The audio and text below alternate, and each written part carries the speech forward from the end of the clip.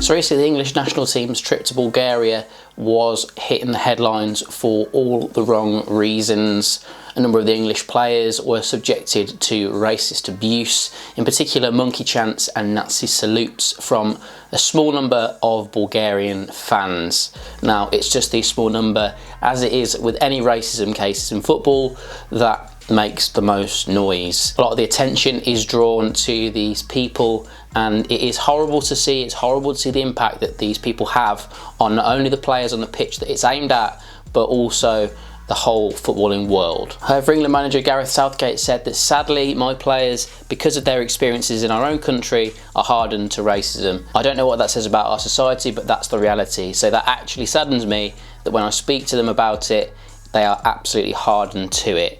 This is only proven by a number of cases over the last few weeks in the UK that are related to racism. In Scotland, Rangers striker Alfredo Morelos was subjected to racism against Hearts. Hartlepool United versus Dover Athletic a few weeks ago, that had racist abuse towards striker Ini Effiong in particular for Dover. Then over the weekend just gone, Bristol City versus Luton Town, as well as the main one that we're going to be looking at in this video, Haringey Borough versus Yeovil Town, had stones and bottles thrown, as well as racist abuse given out towards a number of the Haringey Borough players.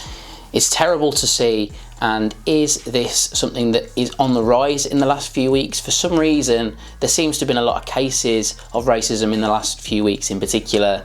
Why is this? And how do we go about stopping racism happening in football? Yeah, but first of all, this video is sponsored by OneFootball, which is a great way to stay up to date with lots of different news from the world of football, both in England and internationally. There's a lot of information on this app and a way to stay up to date with lots of different news, transfers, online viral videos, as well as lots of different information from different games as well, the likes of stats, lineups, fixtures, results, league tables, live updates from games as well. There's a lot of different information. It's got a high rating of 4.7 and 4.8 on Apple and Android, so I would recommend that you go and download this app. The link to download it if you haven't already is in the top line of the description.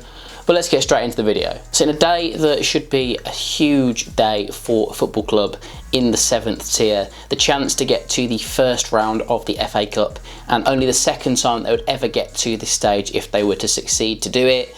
There's also massive prize money involved, but Haringey Borough abandoned the game. The players walked off the pitch. The manager wouldn't let his players carry on. And this is an extreme circumstance because the potential benefits of playing on through this game are absolutely huge for a non-league club. But this just shows how serious the situation is in terms of racism at this game. Yeovil got a penalty, and a small number of individuals from the crowd in the Yeovil Town end hurled stones and bottles and racist abuse towards a couple of the players from Haringey Borough, in particular their left back and also their goalkeeper. The penalty was scored, but soon after this the Haringey manager pulled his players off and they never went back on. Following the game, Haringey's manager was quick to display his disgust at what had just happened and how upset he was because of the hard work that goes in to reach this stage of the FA Cup, but how much it has shaken up the players and the staff and everyone at the club just from this racism caused by a small minority of people.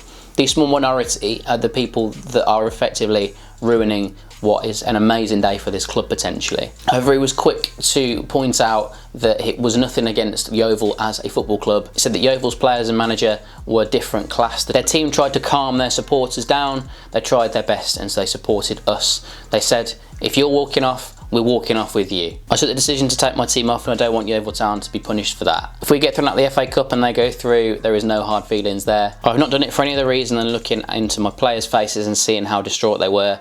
They are not used to this. At this point in the competition, if you win in the 4th qualifying round and get through to the first round of the FA Cup, you get £18,750 just from winning this one match. If you lose in this round, you get £6,250, so there's £12,500 difference. For a club in the 7th tier, that is a lot of money. But ultimately, at that moment in time, that just was not relevant. It's about the welfare of the players, and that's what the manager had in mind most. Just 48 hours after this incident occurred, the FA have continued into their investigations, and they have spared Yeovil from any serious punishment so far. They also haven't punished Haringey for walking off the pitch. They deemed that the way that Haringey walked off the pitch did not enact any official protocol that would lead to an automatic 3-0 victory for Yeovil. As a result, the game has been rearranged. In my opinion, is the best solution for all. Yeovil joined Haringey throughout this process really, and there was no hard feelings from Yeovil towards Haringey. They also said that 2 people had been arrested, and hopefully these 2 people will have serious sanctions put on them, and that has to be criminal convictions and also stadium bans from football venues across England. There were calls for Yeovil to be thrown out of the competition as a result of this.